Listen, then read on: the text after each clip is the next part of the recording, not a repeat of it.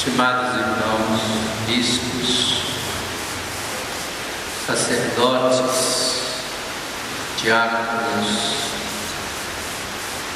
querido povo de Deus, religiosos, religiosas, hoje, como nós acabamos de ouvir, as leituras da liturgia da palavra põem em relevo para nós o sacerdócio de Cristo enquanto instituição do alto e ao mesmo tempo a nossa configuração a Ele. Há sempre umas discussões, às vezes até vazias, sobre o termo que se deveria aplicar ao sacerdote. Até pouco tempo atrás, nós somos presbíteros. E eu li recentemente um comentário muito interessante. Presbítero designa muito mais a profissão, enquanto sacerdote quer falar diretamente desta configuração ontológica a Cristo. É verdade também que só temos um sumo e eterno sacerdote. Nós somos sacerdotes enquanto participamos do seu sacerdócio. Portanto, é aplicável, é correto, é justo sermos identificados como sacerdotes do Senhor. Não somos funcionários do culto, não temos uma profissão, somos ministros de Deus. O texto de Isaías, que depois será lido pelo próprio Cristo na sinagoga no dia de sábado, traça para nós este perfil sacerdotal daquele que é ungido, é escolhido, é segregado, é separado para uma missão, e uma missão bem específica, junto ao povo que lhe foi confiado. Lembro-me das palavras de Jesus quando dizia: Pai, aqueles que tu me deste, não perdi nenhum, a não ser o filho da perdição. Assim, também a nós é confiada uma porção do povo de Deus, sobre a qual temos uma responsabilidade enorme e da qual daremos contas, não aos homens, mas ao próprio Deus. Somos chamados, à medida que caminhamos nesse mundo, à medida que amadurecemos na vida, a crescer na compreensão, na experiência, na vivência do que significa verdadeiramente ser ministro do Deus Altíssimo. Nenhum de nós tem claramente a consciência disso no dia da sua ordenação. Assim como os casais, no dia do casamento, não tem bem clara ainda a magnitude do sim que estão dando diante de Deus e diante da comunidade. Aos poucos, essa consciência vai chegando e vamos percebendo que somos chamados a algo que é muito maior do que nós mesmos, a uma dignidade que deve ser traduzida todos os dias como serviço, e serviço inteiramente de disponibilidade ao outro,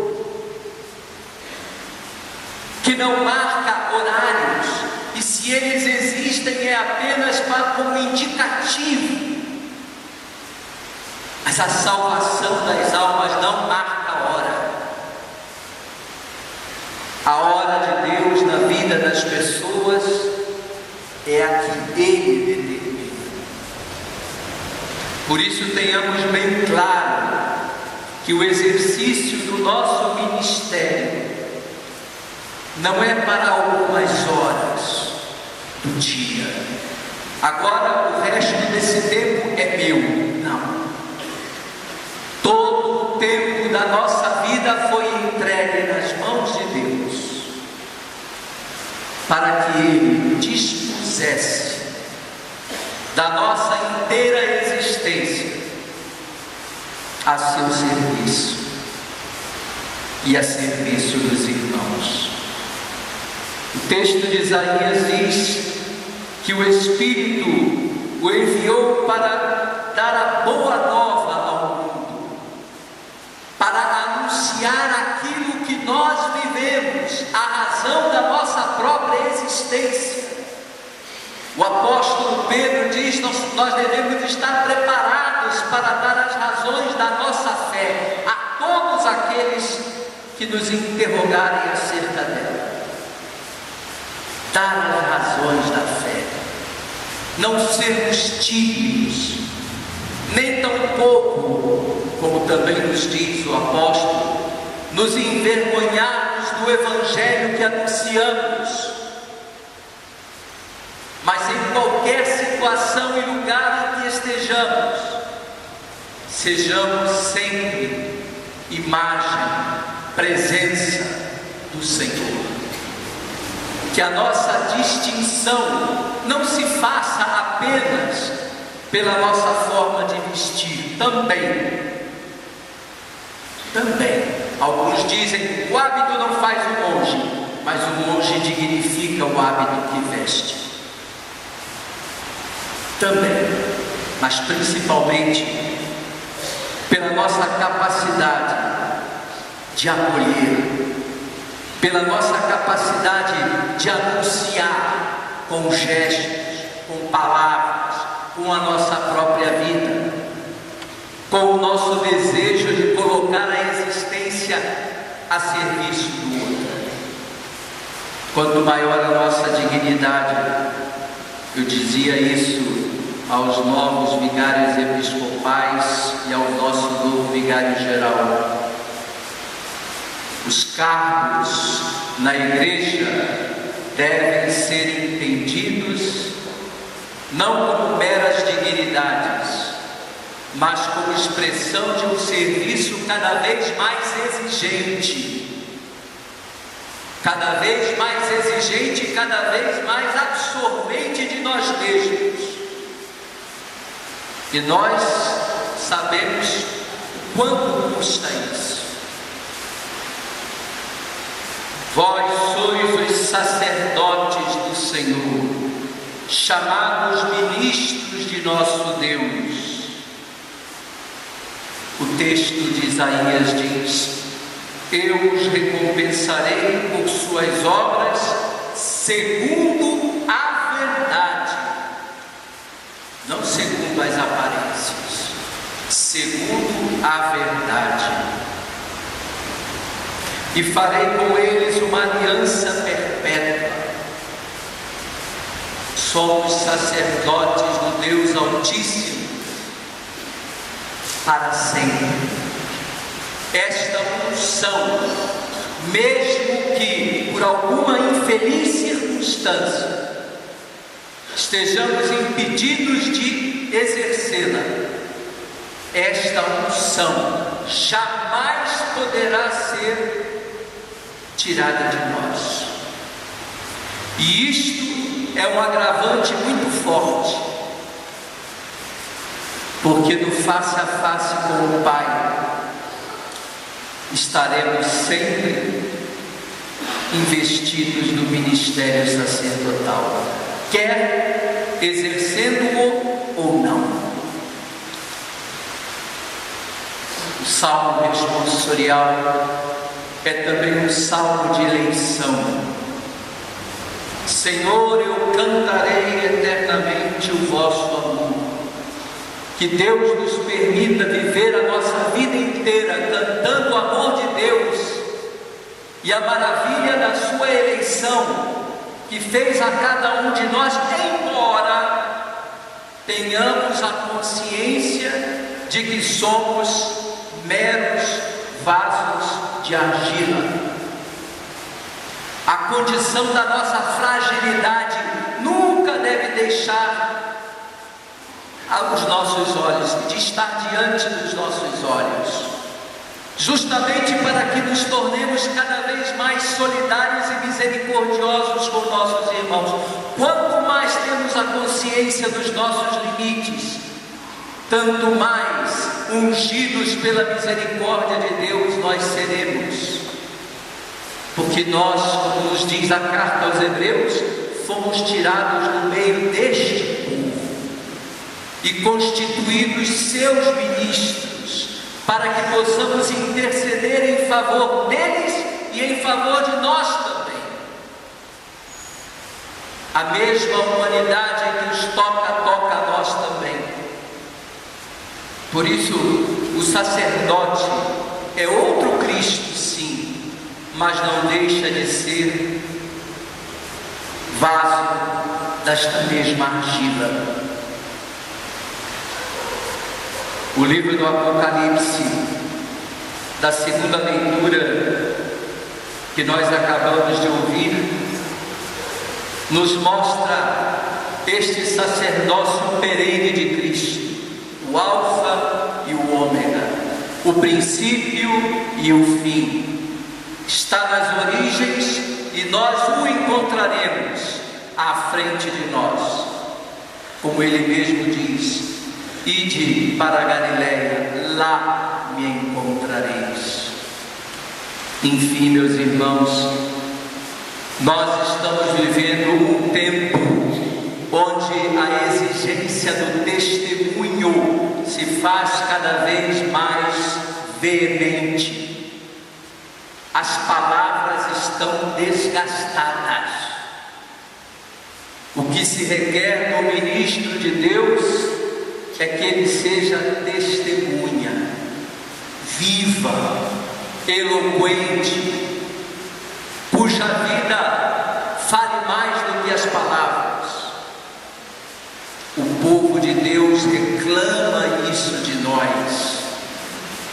O povo de Deus reclama esta luz que nós somos chamados a ser, no meio desta gente a quem fomos enviados. Somos missionários pela nossa própria identidade, portanto, jamais podemos nos acomodar com igrejas cheias, superlotadas, e achar que a nossa pastoral vai muito bem, obrigado. Existem muitos desafios que precisam ser enfrentados. O nosso tempo é um tempo marcado por desafios. Eu diria mesmo, o tempo dos mártires retornou. Basta olhar um pouco o que acontece ao nosso redor, aí pelo mundo, para ver que os cristãos continuam derramando o seu sangue para testemunhar Jesus Cristo. E nós, ministros de Deus, o que fazemos no nosso ministério? Como estamos vivenciando esta intimidade profunda com o Senhor, experimentando do mesmo remédio que aplicamos aos outros? Como não sermos interpelados pela sofreguidão do povo de Deus em ter um ministro que lhe acolha na confissão, no sacramento da reconciliação? Como é importante também nós nos acercarmos deste sacramento com maior frequência ainda, para que possamos ser canais por onde a graça de Deus possa fluir. com facilidade. Não podemos ser como canos enferrujados, por onde a graça quer passar, mas encontra dificuldades. Como não nos sensibilizarmos com o amor que o povo de Deus manifesta pela Eucaristia? Nós que somos ministros ordinários deste sacramento, nós que recebemos o poder de confeccioná-lo sobre o altar, como não seria maior, como não deveria ser maior ainda o nosso amor a Cristo Eucarístico, um amor contagiante que nos faz fortes diante desses desafios que acabei de mencionar. Meus amados irmãos e irmãs, somos todos, por força do nosso batismo, em primeiro lugar, chamados a um sacerdócio santo, e alguns dentre nós estreitados de forma mais íntima a Cristo, sumo e eterno sacerdote. Isso não nos faz melhores que os outros, mas nos coloca a todos em primeiro lugar a serviço do povo de Deus.